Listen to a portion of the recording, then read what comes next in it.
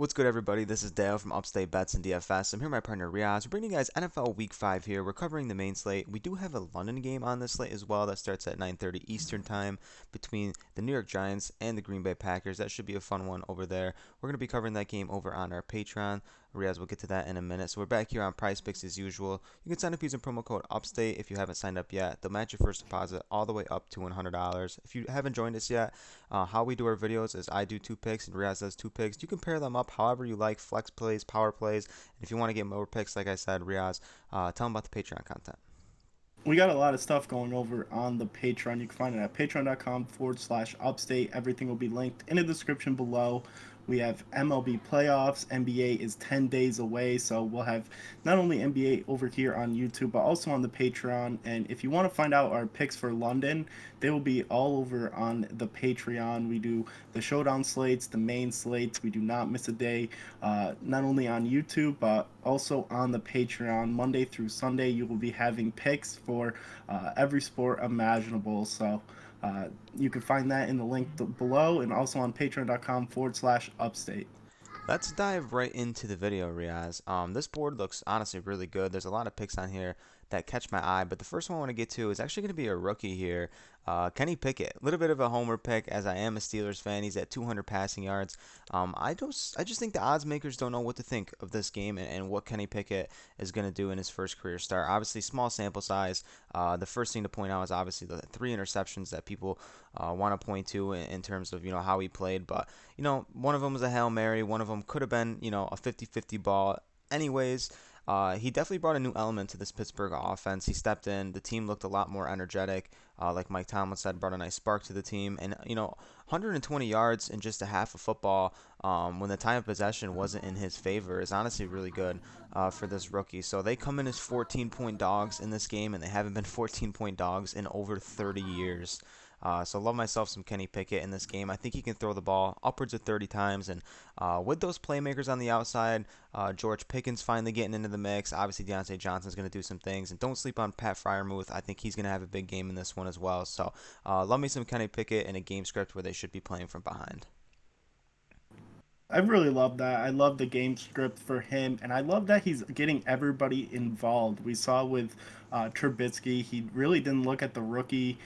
He was just kind of looking at Deontay Johnson. So Kenny Pickett should do really well with a full week of practice, getting first team reps. So really like Pickett here. I'm going to go over to the rushing yards with James Robinson. His line sitting at 62 and a half. He has a very great matchup here against Houston. Houston's been giving it up to the ground all year long. They've been giving up monster games to the running backs, 100 yards, 150 yards against teams, and James Robinson has been looking awesome. It looks like he is the number one on this team.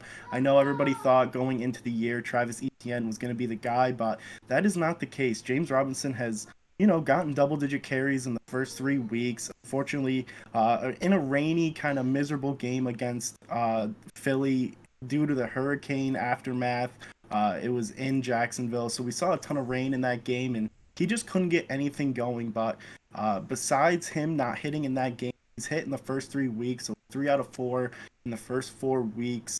James Robinson is going to have a monster game against this can't stop the run Houston team. Love that pick, Riaz. I'm going to get to another guy who's in a really good matchup here.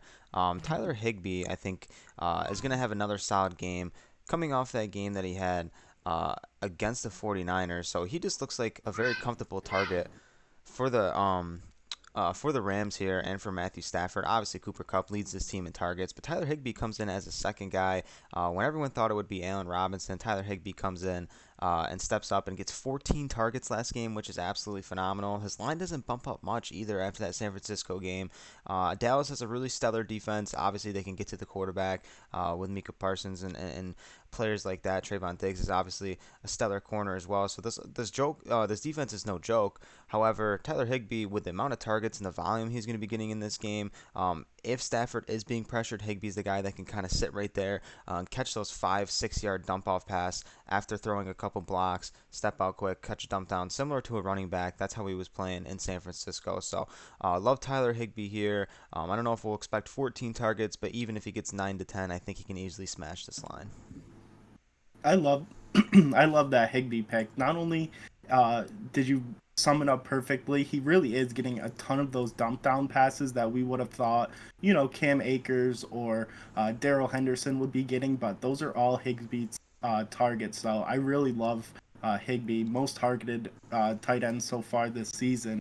The last pick I'm going to go here with Chris Olave. His line is sitting at 63.5 against this Seattle defense who has rookie corners all over the field. This team is super young. Even though Geno Smith in the offense has been looking good, Seattle has been giving up a ton of yards to the air. Even against my awful Broncos week one, they could not stop Russell Wilson for over 300 yards.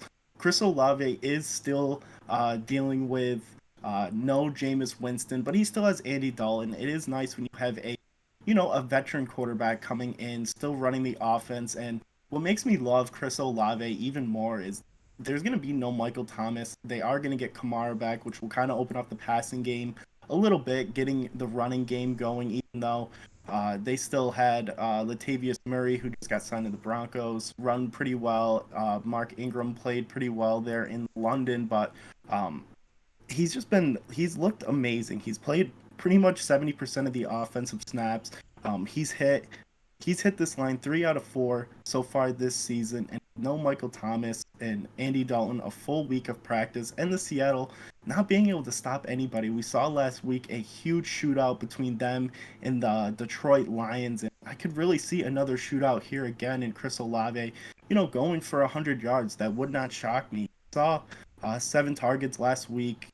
Week 2 and 3, he saw 13 targets. I wouldn't be shocked if he's back up there, getting 13, 14 targets, bringing in 8 or 9 of them for big games. The one thing that I love about Chris Olave is he does, create space in his routes and catches huge passes. So um, this is somebody you definitely have to look at. Yeah, I mean, we saw the ceiling for Chris Olave against Carolina. I mean, almost 150 yards.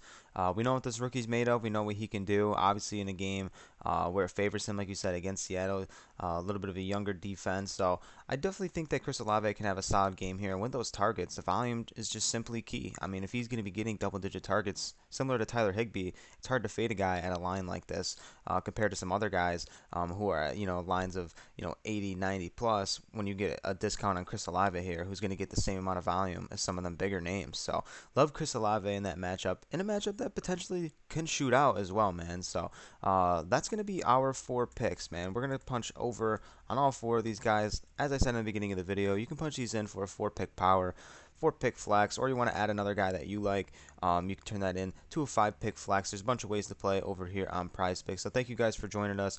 Drop a comment down below if there's any picks on the board that we didn't talk about that you want to discuss down in the comment section. We'll give you guys our opinion on that. Please drop a like in the video if you haven't yet as well. And then thank you guys for joining, and hit that subscribe button. Peace out.